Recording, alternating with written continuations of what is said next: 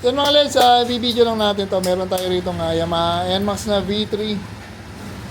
So, nakita yung dami nung naka-install. So, kinakabit natin dito dalawang set ng MDL na parang laser gun. Tapos busina PIA. Tapos yung mga crash guard na ganito, mabibrate talaga yan parang sa mga PCX, ABB, kasi yung mga huli tumig yung nasa baba lang mababa yung pinakatumig.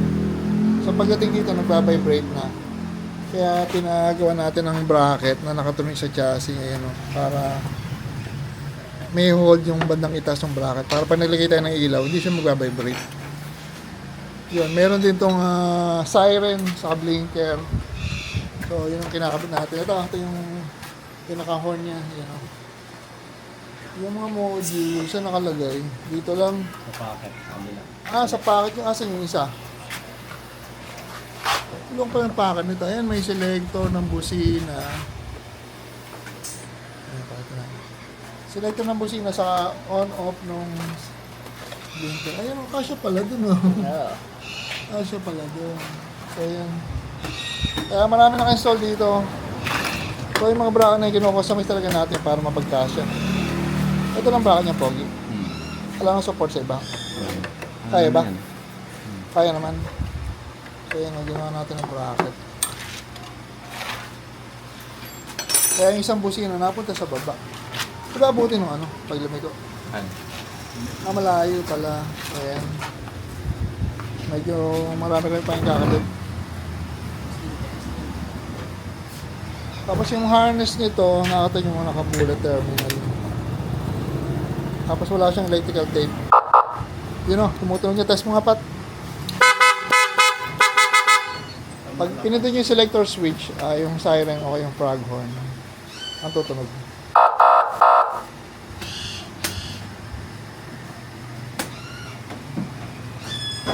Tignan mo sa Pat. So, ayan.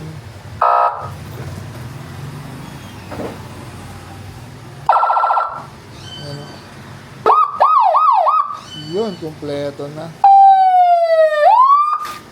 Sa government to kaya kaya siya may siren. Yan, lahat ng kinabit natin dyan, lahat ng kinakabit. No cutting, no splicing, no electrical tape. Wala siyang electrical tape, walang ika-cut. So, lahat ng kinabit niya matatanggal yan. Balik to stock pa rin yung wiring niya. Yan, demo na natin yung Yamaha NMAX na V3. Pakita mo natin yung blinker.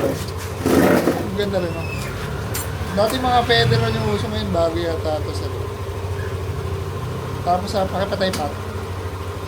Yung Mopax. Magkamukha lang yan. Yung dalawa sa gilid sa yan. Meron siyang park light na red. Yan, nag-blink din. May mga modes din. May yellow, blinking yellow, warm color, saka white. Yung dalawang gilid. Dami namin kinabit dito. Wala siyang blinker. Tapos yung busina niya may selector PIA.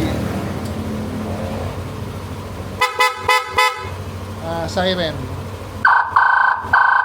Tapos yung siren, iba-iba may frog horn, may siren.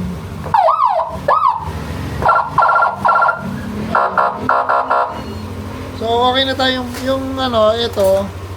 Yung tawag dito yung crash guard nisa, binigyan natin ng support na bracket para magkarugtong siya yun.